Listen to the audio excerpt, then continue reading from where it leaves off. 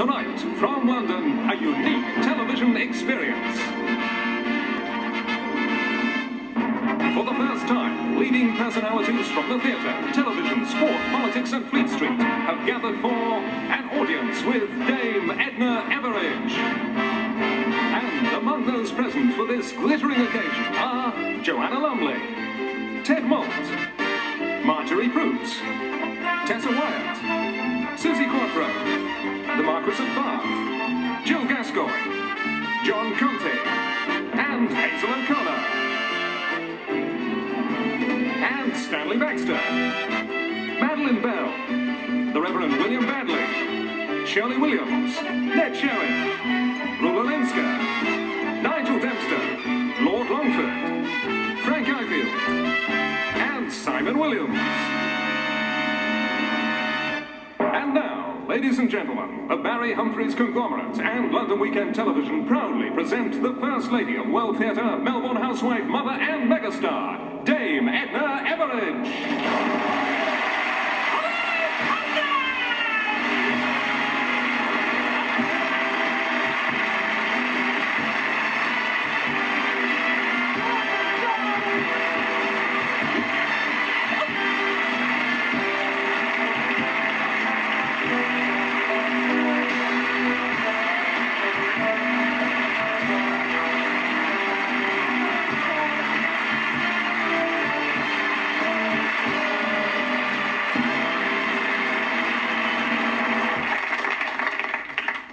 Listeners, I feel like a pea. I really do. I feel like a sweet pea. Don't I look gorgeous? This little frock's very hot from my son, Singer. He designed it himself. Still a few little pins in it, as a matter of fact. But it is gorgeous and soft and summery and chiffony, no matter what time of the year or in what part of this funny old war-torn world of ours you're living in at the moment. I know that a lot of you, particularly in the studio audience, are wondering what the dickens you're here for tonight. And I know that a lot of our listeners, or those with vision, viewers, I know that a lot of our viewers are wondering what is their favourite old megastar doing on this little spot on the dial. What's our lovely Dame Edna doing on this channel, you're wondering? And the reason is very, very simple. I spend a lot of time being a modern person in meetings. I'm always in a meeting. When people ring, I just say I'm in a meeting. I was in a meeting the other day with some of my, what are they called? Little people, little consultants, my little marketing people. And they came up with some pretty spooky statistics. They said to me, you know, you don't just appeal to discriminating and discerning people, Dame Edna. They said, you also appeal to people like London Weekend viewers. And I thought to myself, I must make myself available. I must heed the statistics of my market research people. And that's why I'm here. I'm making myself quite simply available and accessible. Access Edna was the name we nearly gave this funny little experimental show, because that's very much what it is. And you know, what other superstar would put themselves on the line like this? I mean this modestly. But can you think of a single other woman in my position who just come out into a studio with a whole lot of little mini celebrities studded all over the place? You know, little familiar faces and little not so familiar faces too. And just absolutely subject themselves to relentless interrogation. Tonight the cameras are going to be poking and probing in little parts of me that have never been poked or probed before. It's a risky sort of a thing to do, but I don't mind. Because we Australians are like that. I happen incidentally to be an Australian.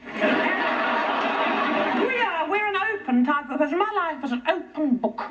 But there are some little things, there are little nooks, little crannies of my personality that have never been probed properly. And if you should ask a little question tonight, because questions is the name of the game, the bottom line, to use a little phrase I've picked up, the bottom line is question time.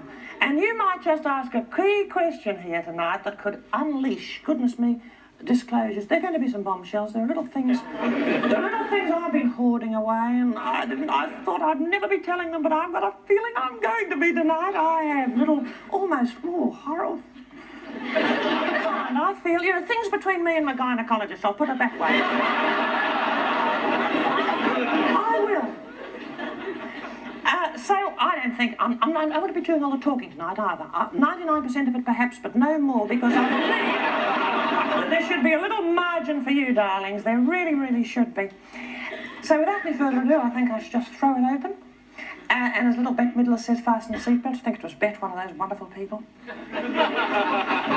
So it's sock it to me, audience, please. Question times? Yes? Dame Edna, welcome back. Darling. Hello. On behalf of all us lucky possums, we'd like to know where you've been. You mean since... Since last we saw you here. Oh, yes, I have been keeping a pretty low profile. Hello, and should we know you?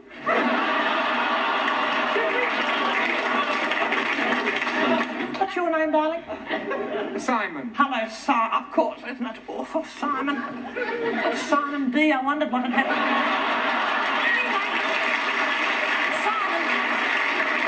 Simon, you're a little survivor, and so am I. You know, that's my new word, survivor. Everyone's a survivor.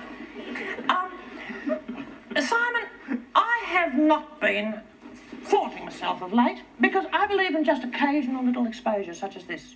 I believe in just suddenly appearing. Don't you think a lot of superstars, you see them all the time? I've been around, mind you, flitting in and out with a little headscarf on in Fenwick's in Bond Street. I've been poking around some of the shops. And it's weird, it gives me a spooky feeling. It gives me a spooky feeling because people don't recognise me, you know, they just think I'm an ordinary old, funny old superstar. They don't realise who I really am. That's where I've been mostly. And I've been working on some of my little things, my other little book or two, and photography I'm into. As you know, little Diane Keaton is taking snaps all over the place now. Linda McCartney, Gina Lollobrigida was the first, wasn't she, listeners? And I've taken her because I'm doing a book called The Compassionate Camera of Edna Everidge. I'm going to take pictures of disadvantaged people, mainly. In fact, I was hoping to take a few little pictures of you tonight for the studio audience. But that will make up a wonderful book because it'll be moving. People will say, oh, you know, these are documents. They're not just photographs. They'll say they're documents and statements. I'm hoping people will say that of my work. So I've been active in so many fields, Simon. This is a fragmentary answer to your question. I could go on. If I hope to. For about 55 minutes. Please. Oh, Frank. Frank, I feel, you adorable Australian. A little hand for Frank, I feel.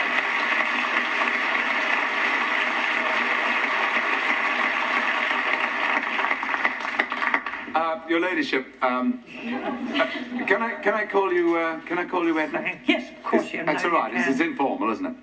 We've all heard you sing, and we've all been astounded by it. And I was just wondering, two questions, in fact. Who taught you to sing, and whether you got your money back?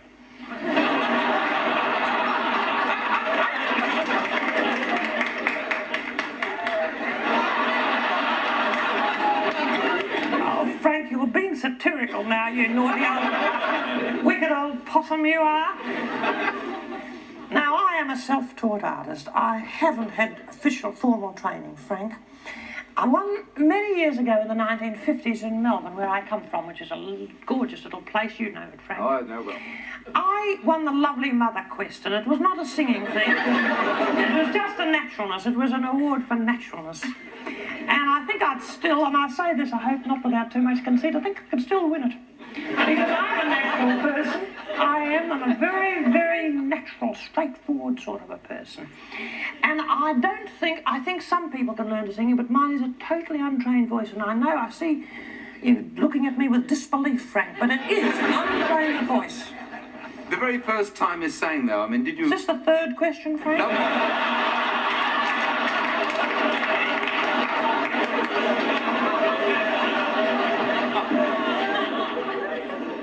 I was just interested, did you sort of make a mega star immediately? No, I didn't. It wasn't instant mega stardom, Frank, again, and this brings me back. It happens so slowly. People say to me, you know, they come up to me in Harrods, they say, oh, what's it like to be... They say, what's it like to be an overnight success? And I say, it's not an overnight success, I say to them as they pluck at my frock. It's something that we do. We work on year after year. We polish, we hone, don't we, Frank? But you're still honing. It's your talent. Aren't you still polishing and buffing away at that little gem that was given to you so many years ago? Yes. I see a gorgeous little man here with his little dog collar on, who was tweaking at the sky a minute ago. Question from you, darling? Dear, Your Grace, we all know you're one of the world's most marvellous communicators. If I ask you to preach, what would be your text? Oh, goodness me. This is the penalty, I suppose, for an unrehearsed show. I think I should say, and I think it would be a silly and empty, hollow kind of a show, wouldn't it, if there wasn't a little bit of depth so kindly, if I may say so, introduced by a little person of the cloth there.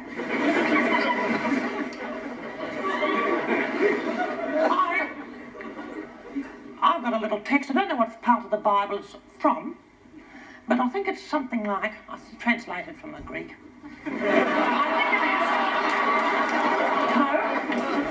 I think it's, oh Lord, when I get to the end of my tether, I hope you're at the other end. And that's what you know, that's a favourite, that's been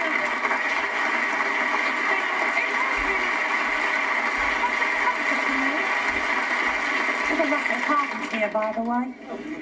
I don't know where to associate you with Russell or the BBC or London Weekend.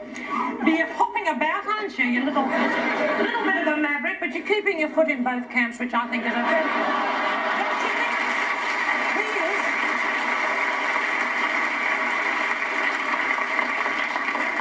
He is, and you know, one of my first appearances on television in Britain was on Russell's show. And he's got a lovely way with a lot of people don't get the point of view. But I do. Because it's funny just not getting the point of people. Don't you think? Not getting the point of people. You know, there's no two ways about it. There's plenty of people who don't get the point of me. Not plenty. Hardly any, as a matter of fact. I don't get the point of view. Luckily, isn't it people you don't care for particularly? Generally speaking, don't care much for you either. And I think that's one of the funny little things that helps us get by in this silly old world of ours. I'll edit that little bit out, but because it's a little too philosophical. Yes, the fat man. I know that face of yours too, don't I? I don't know. I'm always looking for a more exciting alternative to the wheat, oats and barley, and I'm fascinated how you've stimulated the interest in Gladiolas. I'm wondering, now I'm thinking of growing a few acres, if by the time they come to fruition, they'll be completely vulgarised. In other words...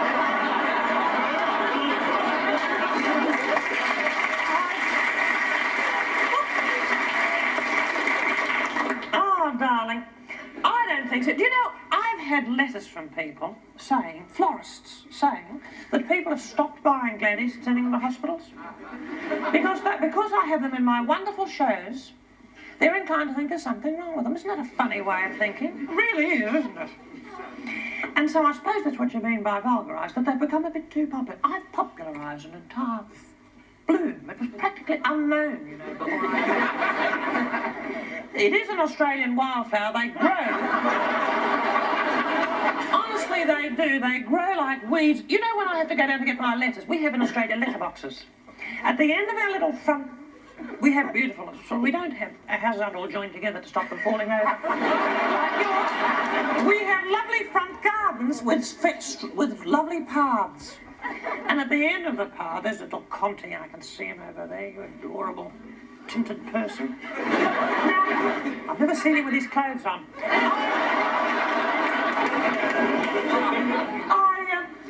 I go down to the front gate, and I've got a letterbox in the form of a koala bear with a slit in it.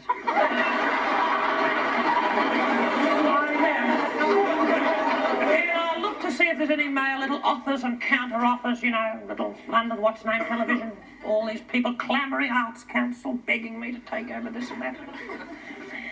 And I have to hack my way through a forest of gladies, I do, because overnight they grow up. I feel like the Sleeping Beauty surrounded by these things. I don't know how you'd grow them. You've probably got green thumbs or whatever. I thought there was a secret language which I don't know about. Well, there is. I think you've got to love a flower. Just as you've got to, if anything's going to grow, if anything's going to prosper, I think even a little relationship with an audience. I think there's got to be the feeling of a certain amount of warmth and niceness about it, don't you? I think niceness is the bottom line. It's the name of the game, isn't it, Your Grace? I think it is. I really do. I think it is. And flowers feel it. I know that. I've seen Glads giving me a funny old-fashioned look when I've not been in the mood for them. I'm not always. Look, I've got alternative flowers here. I never thought that'd happen. Trust London Weekend to get it a bit wrong. Incidentally, don't you love this set, viewers? Apparently it's based on Mussolini's lounge room. I believe...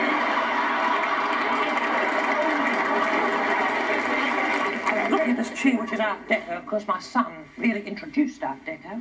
My son Kenny. But I don't think this is the real thing. I think this could be Art Deco. I think it could be. I think it might have been made in Italy. And you know, I went down to Pompeii, which is fascinating. And I had a look. I've never been to Pompeii, and you know, as you know, that Mount Edna, my namesake, exploded. And when it exploded, all the pumice stones buried all those people. It was a bit... Pompeii was the London of its time, you know. Apparently it was. And when I was looking around, it was, you know, you saw all these people lying around in a state of total inertia. And the comparison was absolutely uncanny. The people were just sort of lying in parallel. Well, of course, they were mummies, practically. And what they did, the archaeologists used to come when they were looking for the bit of pumice, rub off the ciggy stains. They'd come and they'd dig, honestly they would, in Pompeii. I've just been there, it's fresh in the mind. They'd dig and they'd find these poor little old Pompeians lying around, and they'd put a little hole in their heads and fill them up with plaster of Paris, and they'd turn like Madame Tussauds, only realistic. And they'd be lying around. And it occurs to me, wouldn't it be spooky? Oh, isn't it a horrible thing to say? But wouldn't it be ghastly if Hampstead exploded, or whatever's the nearest volcano to here? I think it is. Mount Hampstead is an extinct. Well, it's thought to be extinct, but I think it's dormant. I think it is. It blew up, the pumice stones came over here, and we were all buried, and centuries, millions of years later, people dug us all up. They'd wonder what the dickens we were doing, wouldn't they? They would say you were there, they'd say, what? Oh, it must be a religious service. They'd say these people are worshipping a goddess, and they would, but you know, they wouldn't be too far from the truth either, would they? Don't know how I got onto that subject. Hazel. Have you ever fallen foul of this business, i.e. stripping for fame or the casting couch? Stripping for fame? Well, look, I have been approached. A person did approach me. A person who runs, I'm not going to say it, it is a place in Soho, and it's supposed to be quite, you know, rather a sort of high-class type of a place. And he did ask me to be an attraction there. And I said, Paul, no. I said,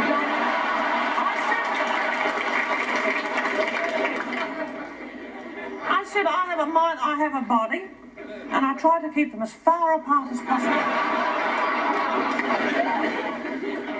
Dame Edna, following on from your last question, it's quite obvious to all of us that you're in amazing physical shape. I'd just like to know how it is that you manage it. I mean, do you play ping pong, or do you play tennis, or what do you do? Windsurf. I love windsurfing, and I can do it in the Dorchester. All I do is stand there in a negligee and turn on the hairdryer. You can get the illusion of it. Depending, I mean, you can put the hairdryer more or less wherever you like. You can. And believe me, ladies, it is absolutely. I mean, it beats standing on your head in the ladies' room. So I hate those things. You've got to nudge with your elbow, don't you? Mind you, I think they're better than towels. I think they're better than those yucky old roller towels, don't you? Don't you hate it when you have to go into the bathroom, as the Americans call it? And don't you hate it when you have to pop in there and there's a towel, one of those roller machines, Lord Longford. And you've probably got them in the House of Lords, and you go in there, and it's a horrible, squidged up thing, all black, and you don't want to use it. You go out with your hands dripping instead, and someone immediately wants to shake your hand or something. And you've just come out of there, and they wonder what the dickens it is.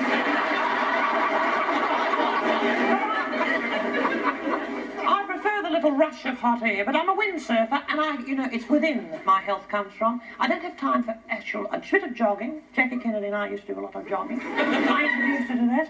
But that's about all. I've got a bicycle in my little bathroom, and I do a little bit of that, but I've neglected it slightly of late. Let's have a commercial break.